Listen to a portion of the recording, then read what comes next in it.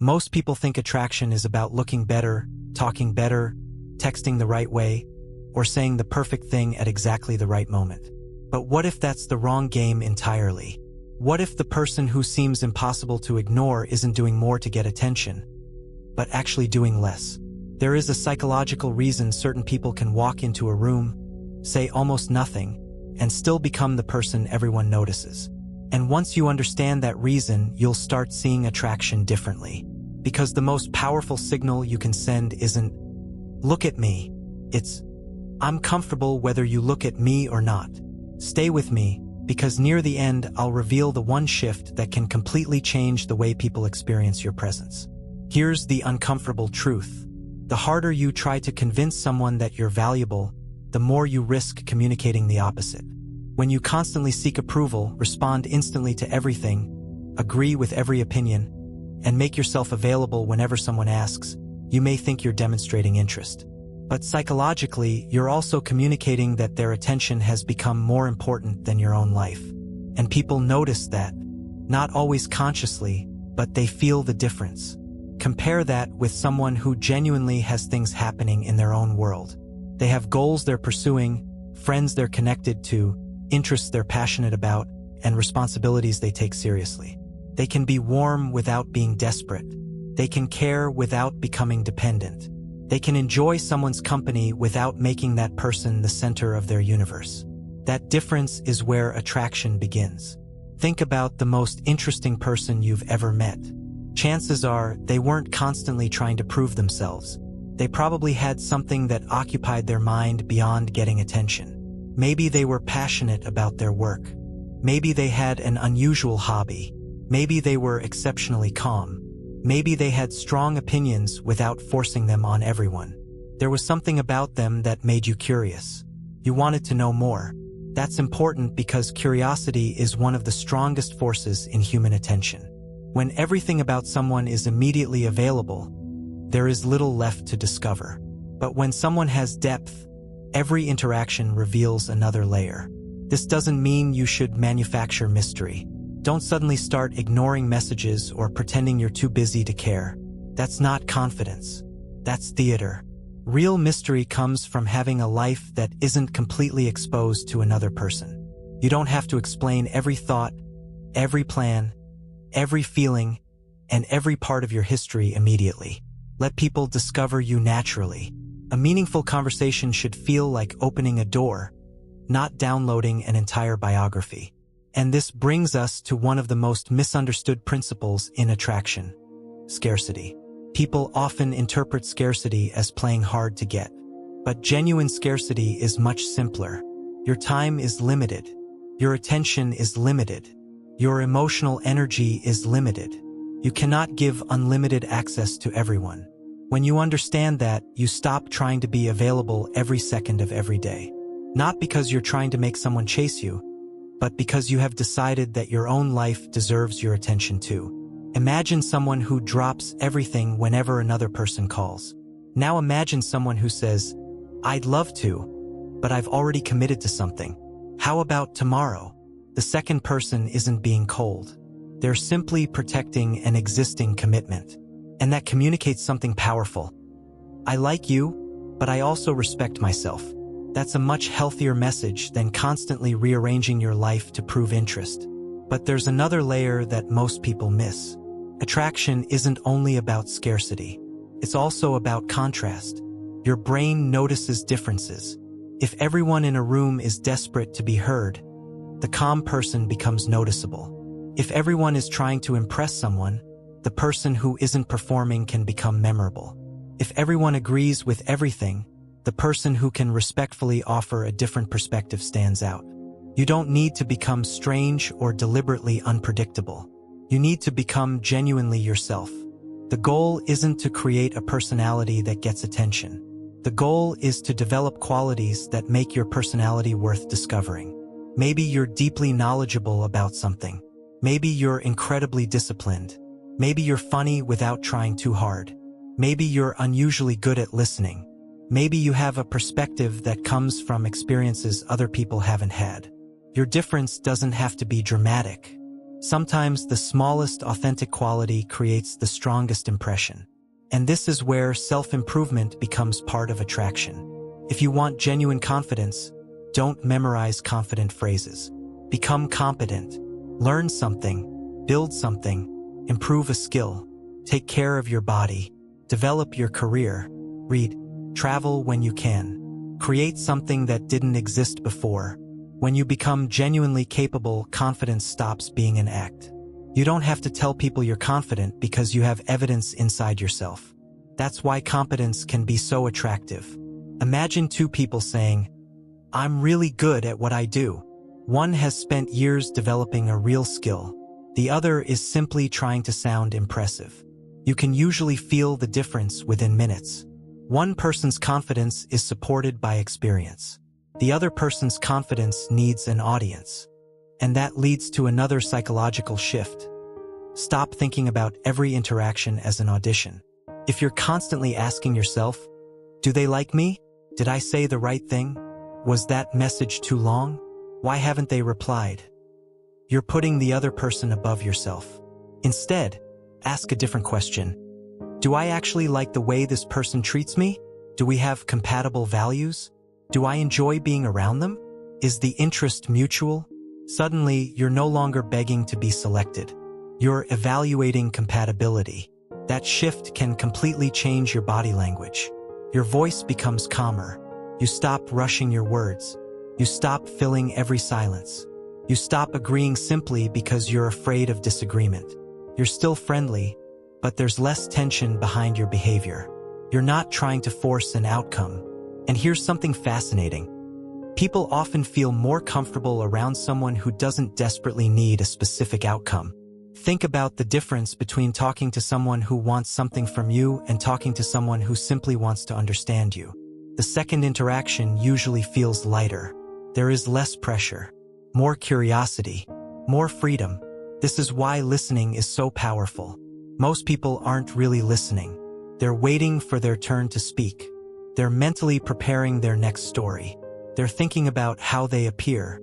But when you genuinely listen, people feel something rare. They feel noticed. You remember a detail they mentioned. You ask a thoughtful follow-up question. You don't immediately turn their story into your story. You give them room to exist. And ironically, becoming more interested in other people can make you more interesting yourself. Because curiosity creates depth. If you're genuinely fascinated by people, ideas, history, science, art, business, travel, or whatever captures your attention, you'll naturally have more to talk about. You won't need to memorize conversation tricks because your mind already has somewhere to go. But attraction isn't only about being interesting. It's also about being emotionally stable. Imagine that you meet someone you really like. Everything is exciting at first. You start checking your phone constantly. You analyze every message. If they respond quickly, you're happy. If they don't, your mood changes. Suddenly, someone you've known for a short time has become responsible for your emotional state. That's when attraction can become dependence. Caring about someone isn't the problem. The problem is losing yourself inside the desire to be wanted.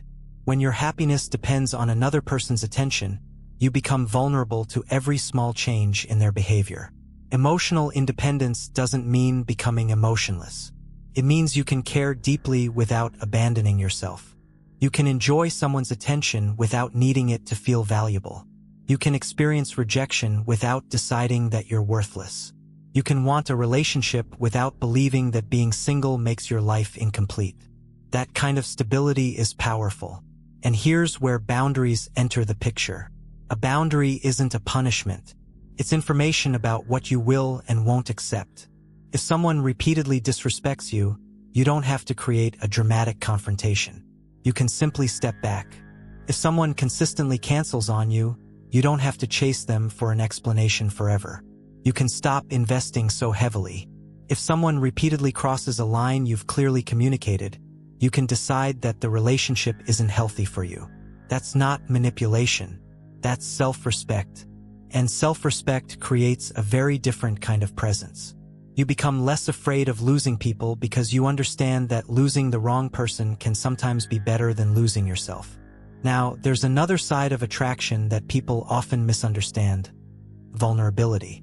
Some believe they must appear completely confident at all times, never nervous, never uncertain, never wrong, never embarrassed. But perfect people are difficult to connect with because nobody is perfect. Real confidence allows you to say, "I don't know." It allows you to admit a mistake. It allows you to acknowledge that something made you nervous. It allows you to laugh at yourself. That doesn't mean telling everyone your deepest secrets. Vulnerability should develop alongside trust. But when someone realizes that you don't need to maintain a flawless image, something changes. The interaction becomes more human. People don't necessarily connect with perfection. They connect with authenticity.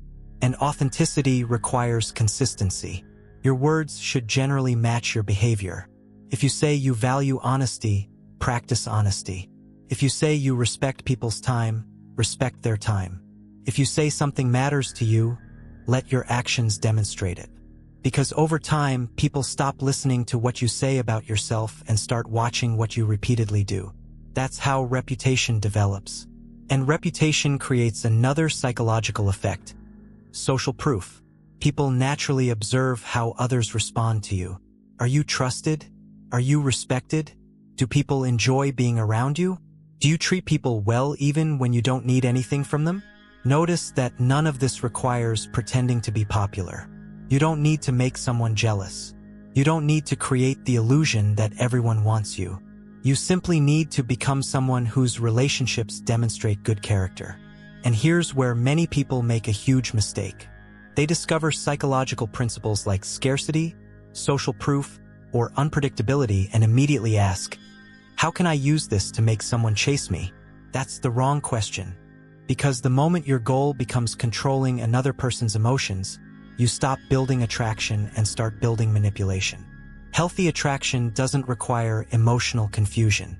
You don't need to intentionally make someone jealous. You don't need to disappear for 3 days. You don't need to create insecurity. You don't need to make someone afraid of losing you. Those tactics might create temporary emotional reactions, but emotional intensity isn't the same thing as genuine connection. Real attraction becomes stronger when both people feel free to choose. And that brings us to one of the deepest principles in this entire subject: selectivity. Not everyone should have equal access to you. Not every conversation deserves your energy. Not every disagreement deserves your response. Not every person who shows interest deserves your trust. When you become selective, your life becomes clearer. You begin asking who actually adds something positive to your world. Who respects you? Who challenges you in a healthy way? Who supports your growth? Who makes you feel peaceful rather than constantly uncertain? Who shares your values? And perhaps most importantly, who shows consistent interest rather than occasional attention? Because occasional attention can be addictive. Someone disappears, comes back, disappears again, and suddenly you spend more time thinking about them than someone who consistently treats you well. Don't confuse unpredictability with compatibility. Sometimes what feels intensely attractive is simply uncertainty. And that's a distinction worth remembering. A healthy connection doesn't require you to constantly wonder where you stand. It should have excitement, mystery, and discovery, but it should also contain respect and clarity. Now let's return to the original question. Why are some people naturally magnetic? It's not because they discovered a secret phrase. It's not because they learned how to manipulate someone's emotions. It's not because they became unavailable and started playing games. The strongest attraction often comes from something much simpler. They built a life they genuinely enjoy. They developed competence. They know what they believe. They have standards. They can be alone. They can connect deeply. They can walk away when necessary. They are curious about other people. They don't need to prove their worth in every conversation. And because they aren't desperately trying to control how they're perceived, their behavior feels natural. That naturalness is powerful. So here's the challenge. For the next 7 days, don't try to make anyone chase you. Don't try to manufacture mystery. Don't play games. Instead, improve the source of your confidence. Spend time developing one skill. Protect one important commitment. Have one conversation where you genuinely listen. Say no to something you don't actually want. Do something you've been postponing.